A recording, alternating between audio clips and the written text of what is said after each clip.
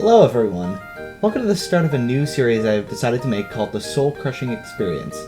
How it works is I will go through my day-by-day progress on a soul-crushing tower and give my opinions on difficulty, enjoyment, and such.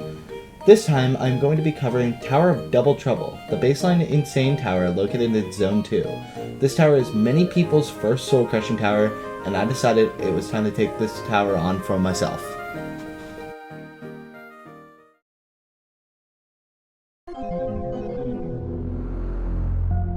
Day 1 is about what I expected from the first day of coming back to this tower. I got some floor 2 runs, and a few floor 3 runs, what even being close to the end of floor 3. This level's so boring. Yo, that's a Freddy Fazbear right there. No!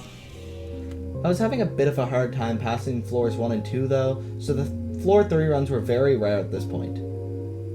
The floor 3 runs, no matter how far apart they were, had me motivated, and I thought I could beat this tower in a few days. As long as I kept getting better at the first couple of floors, which is what many consider the hardest floors, I would be able to complete this tower quite quickly.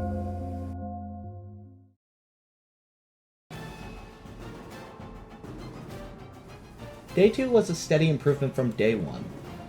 I got to 3 a bit more, and even managed to get an attempt at 4.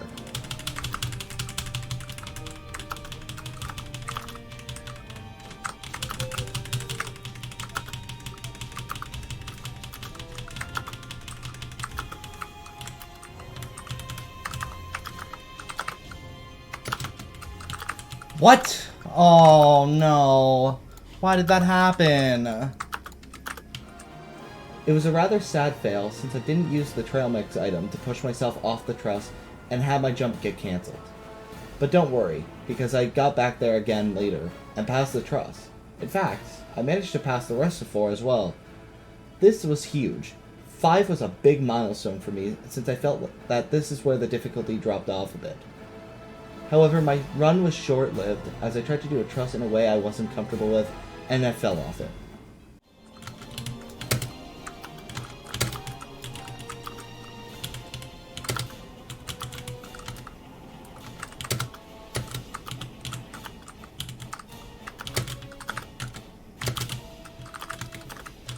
No!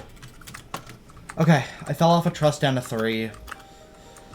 Fuck! Oh my god, I got a 5 attempt! Despite that, this run was great progress. But that's still not it, because then I got back to 5 and passed the truss, getting another PB. Sadly, the run ended to a rather easy walk around. But don't worry, once again, I got back and passed my PB for a 4th time that day. This run, however, was different than my other 5 runs, because the run didn't end at 5. I actually got to 6. Oh my god. I'm on 6A. Nice. If I could pass 6, this would be a massive chance at getting to the B side of the tower, since after 6 there's a lot of objects you can catch yourself on if you fall. Sadly, I found the floor much harder than usual since I was really nervous, and I failed a wrap that wasn't actually that hard.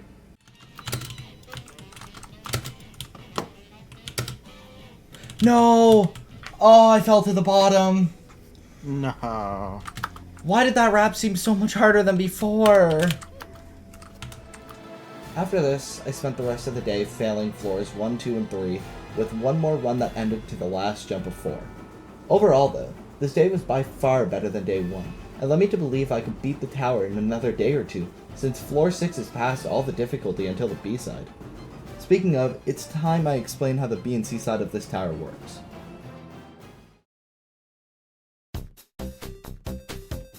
The B side is a separate portion of the tower.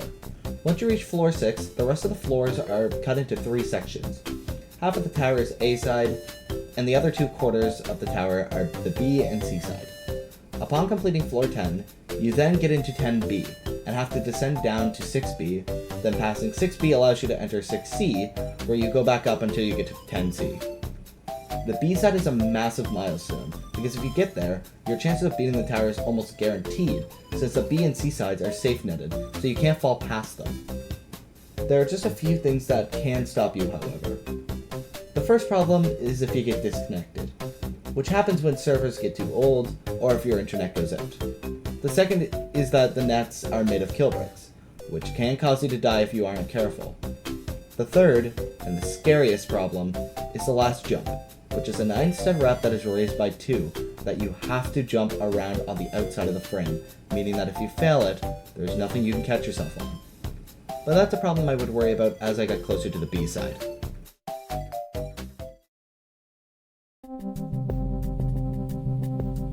Day 3 was far less successful.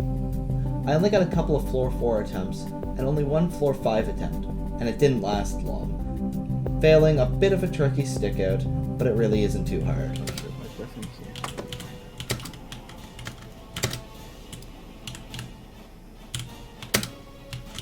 Ah! What the fuck was that? This day was a lot more frustrating for me, since this was the first day I didn't PB or make it to my PB floor. Hopefully the next day will be an improvement, and I won't continually get worse.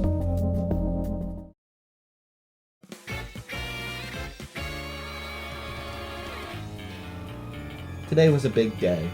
The poop bagel attempt. This is Like a skid mark poop. Alright, this is the poop bagel attempt. Unfortunately, the poop bagel attempt ended right at the end of 5, which could have been something way better if I didn't fail to an easy jump.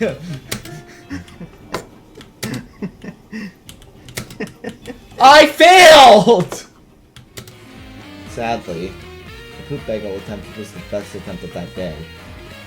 I had a couple runs that got to 4, and another run to 5, but I failed the same stick out that I failed previously and never got back to 6 again.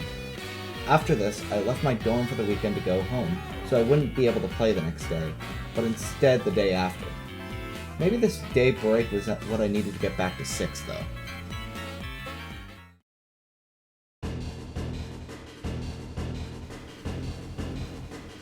The day was going quite badly. I couldn't even get to 5. I was just failing the first 3 floors, so getting a 4 was getting quite rare. That was until I did finally get a run to 5. In fact, that run to 5 eventually became a run to 6.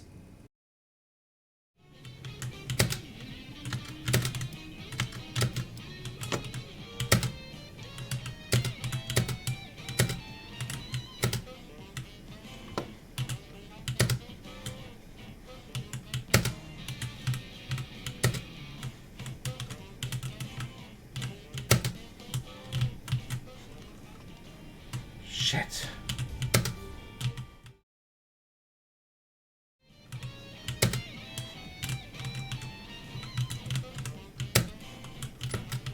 God damn it. The rest of the day was just another day of failing the first 4 floors. Sadly, I never made it back to 5, and I gave up after another few minutes, and decided to sleep on that progress, hoping I would play better the next day and make it to 7. Since I got busy with school, I had to take another day break, even though I didn't want to.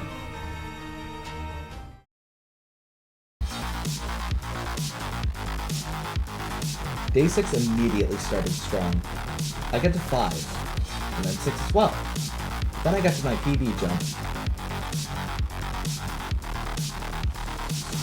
I still had about half the floor left in front of me, but it did get easier after the wall sections. And then it finally happened.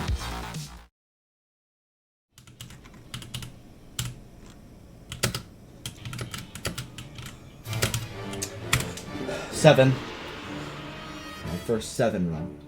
I was very nervous at this point, and it was starting to impact how I played, since I was beginning to shake. Unfortunately, a ladder dropped me, and I caught myself at the end of 6, getting right back up to 7. Getting back to the ladder flicks, and it dropped me again. And then I began to fall, and the run was over. Later that day, I got another 7 run, however after failing the first 4 floors for a good while. The run ended in me getting a lag spike and falling back down all the way to 1. I got another 6 run though, but it was short-lived. I turned too quickly on a wrap and fell back to 4, and forgot to hold out trail mix, so the truss didn't let me jump. After that was one last attempt at the end of 5, but I turned and fell off and gave up for that day. Knowing the end was near, I ended that day praying that I would beat it soon, or at least pass the ladder flex on 7.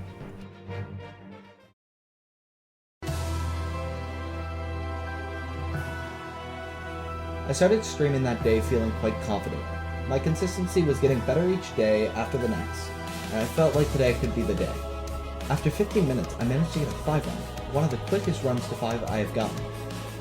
That run quickly turned into a 6 run, and then it turned into a 7 run. At this point, I was starting to get very nervous, but I also felt pretty confident. As I passed the button section at the beginning of 7, I was ready for the ladder section that I failed twice before this. And sure enough, I managed to pass it, marking a new PB for the tower. At this point, I felt much more nervous and much more confident. Then, my run turned into an 8 run, the first I had ever gotten. Floor 8!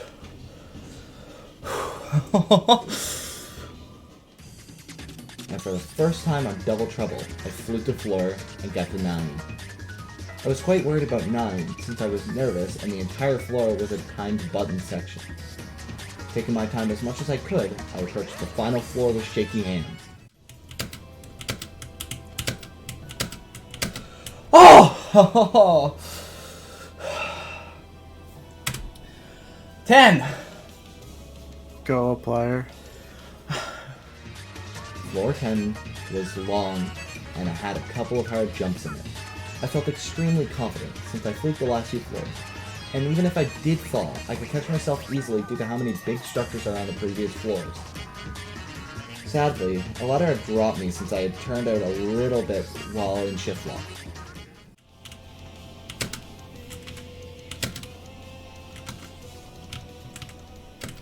No! Fuck! I fell to 6, and I got myself back up to 10. I then passed the ladder, and also passed a very scary ball jump, which is one of the 2 hard parts I was worried about on 10. I approached the final section of 10 with very long truss jumps. As I began to try to tackle the first jump, I tried flicking and fell to 9 since I was unaware at the time I could just jump to the next truss. I passed 9 and got back to 10, however, but then failed 10 again to a wrap that is hard to see, but caught myself on 8. Getting back up to 10 yet again, I failed the very first jump of it, back to 8 yet again. I got extremely nervous after this, since I knew if I kept failing, eventually I would end up falling all the way down. I approached 10 yet again, and this time I got much farther, and passed the ball jump. Tackling the truss section this time, I tried jumping to the other rather than flicking. This time I passed it and took down the final wraps. Then, as I walked across the final tightrope, the wall to the B side slowly approached until I managed to get in it. Yes! What? Let's go! That's B-side! Oh my god! We're not playing Minecraft tonight. This was it. I made it to the B-side.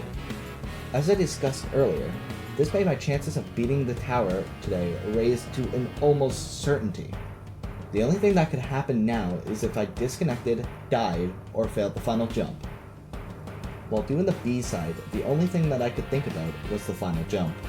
Up to this point, I had practiced it a few times and never failed it, but I knew the possibilities of failing it was not 0, and the wrap is quite a difficult one, being a 9-stud wrap raised by 2. But there was no point in worrying about it until it was time for the final jump. So I was going through the B-sides at a great pace and even managed to do every floor in the B-side in one go, bringing me to the C-side. The first 3 floors of the C-sides have no safe nets and are basically like a mini tower. The 9th floor on the C-side is probably the worst floor of the tower, since the gameplay is not great and the entire floor is dark. And then we have 10C, the most infamous floor of Double Trouble.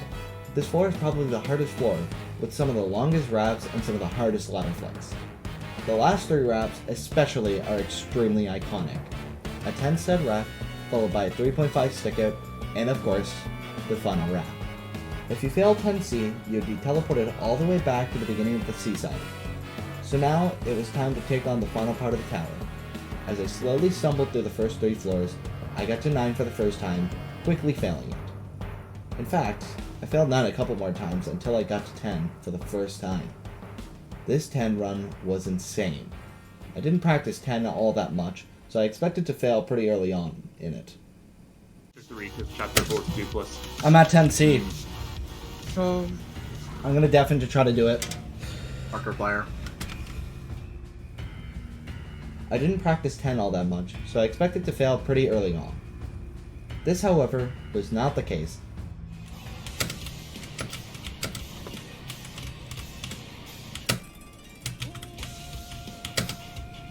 Ah! Studs. Fuck! 3.5 studs deck out. And he failed it. So close! After a bit, I got back to 10, although this time I did fail early on. And it only took a couple more tries before I reached the 10th floor yet again. This time, I managed to get to the end of the floor again. I did the 10 stud wrap, and then I passed the 3.5 stud stick out. Now it was time to face the only thing stopping me from completing Tower of Double Trouble. Yes! Yes! Let's go! I beat it!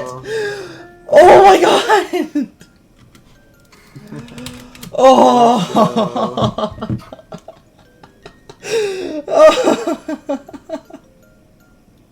Adam's first soul crushing. Oh, fuck yeah, dude.